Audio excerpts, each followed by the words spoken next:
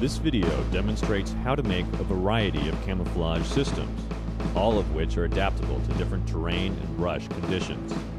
Be sure to watch the entire video before beginning the construction of any of these systems.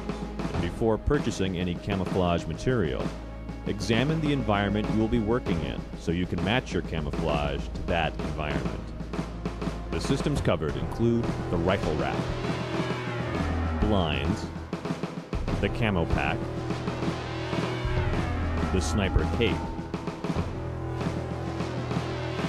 synthetic full-body suits, burlap body suits, stalker suits, the bush rag, bush patches, the British sniper veil, and modifications for a basic ghillie suit.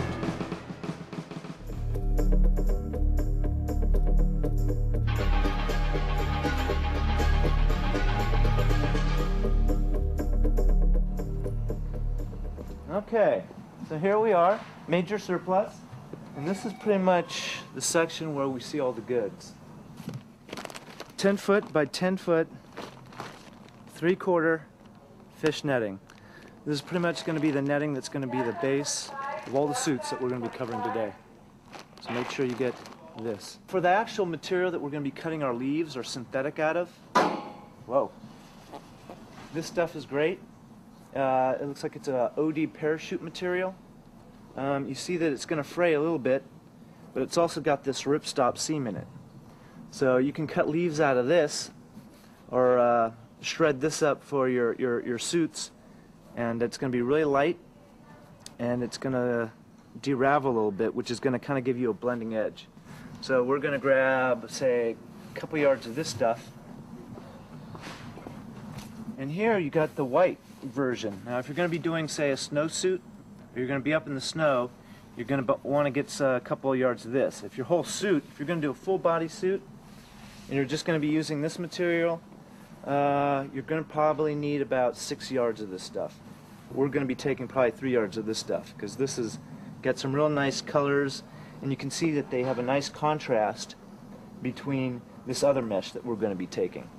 Now you can go to the fire department, and they comp you about 10 to 25 sacks, and you're not going to have to pay a buck per sack. But we're going to grab 10 of these today. Here we got plastic leaves. You don't want to get plastic leaves. We're going to be using the real material. The suits that we're making are just platforms that you can stick natural vegetation in.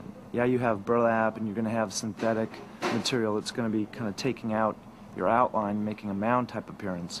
But you're not going to be wanting to use plastic leaves. You're going to be wanting to take natural vegetation from the environment you're going to be in and placing that into your suit.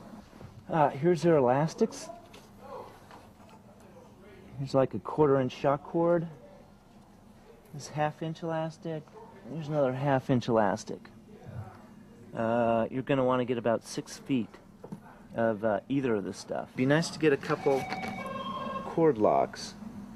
And you're going to want to make sure that the elastic shock cord that you get will actually work with these. They have little teeny holes, little apertures here, and it might not fit all the elastic that you're going to be getting. So make sure that when you buy this, it works with the elastic cord that you buy as well.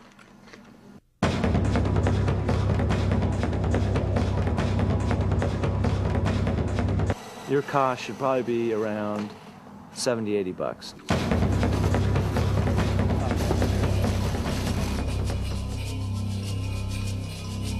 One of the things your camouflage has got to do is break up the human outline.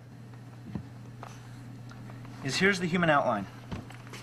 What you want to do is take away this shoulder area, both these shoulder areas, so that the head becomes one with the shoulders, creating kind of like a mound effect. Instead of a human form, right here, you become a mound form.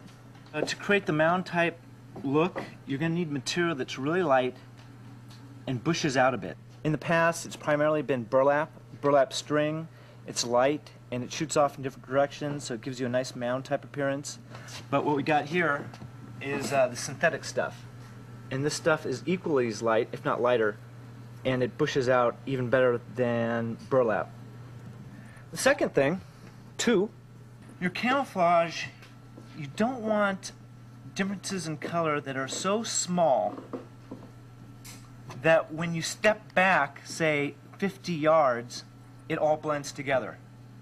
What you want is large areas of different colored camouflage. So one area, you're going to want a lot of blacks. Another area, you're going to want a lot of lights. So that when this camouflage is viewed from, say, 100 yards, the outline of the person is still broken up. So when you're going to be tying burlap or this type of mesh material, synthetic, whatever camouflage you choose, you're going to want to cheat certain areas that have a lot more darks than lights. If you do light camouflage, then dark camouflage, light, dark, in a very small area, this area, when viewed from, say, 50 yards, is going to blend into one color. And then your whole outfit is just one blob of one color. It doesn't break up your outline anymore.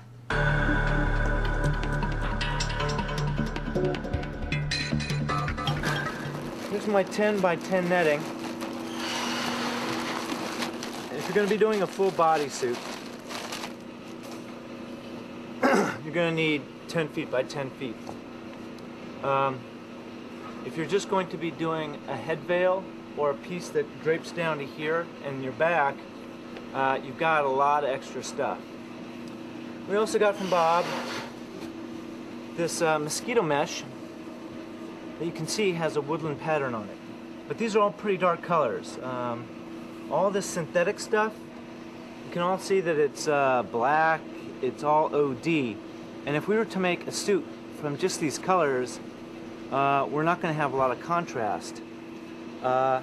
You can find older mosquito bars, and this is that same mosquito mesh, and this is pretty much a tan color. But this is World War II surplus stuff, and this is hard to come by. There is one pattern that you can find. This is called Advantage Wetlands Camo. And as you can see, it's got a lot of nice tans, a lot of light browns. And so when you cut pieces of this out and integrate it with these other deals, then you're going to have some nice contrast. What I would recommend as well is to use good old burlap. And I bought a couple burlap sacks, and I'm going to use individual threads from this material and integrate it with my synthetic. You're going to have a nice contrast between the materials in your suit, and that's going to lend itself to help breaking up your outline and your human form. Another problem with the synthetics, and I've been soaking these materials, and they do not take dye. This nylon is very hard to dye. If you do want to use this stuff and you want to color it, you can spray paint it. So you can take this material, spray paint blacks and browns into it if you want to try and break up this tan when putting it in your suit. One type material that's really prevalent out there is this burlap. And burlap dyes extremely well. You can either buy it already dyed and strung, or you can dye your own burlap from these burlap sacks that you get. Get your dyes from Save-On, Walmart, wherever. You can get it either in the liquid form or you can get it in the powder form. They had dark green, so I'm going to use dark green. But usually this dark green isn't the right color. Usually you got to get a lot of this yellow stuff and add yellow. So I put in about a third bottle of this, and I put in one pack already of the yellow, and put another pack of the yellow in. And usually you got to have warm water, and then you just throw in your burlap. And when you're dyeing your burlap, you just kind of watch it while you're doing it. And when it starts to get that good color, then you're going to take it out.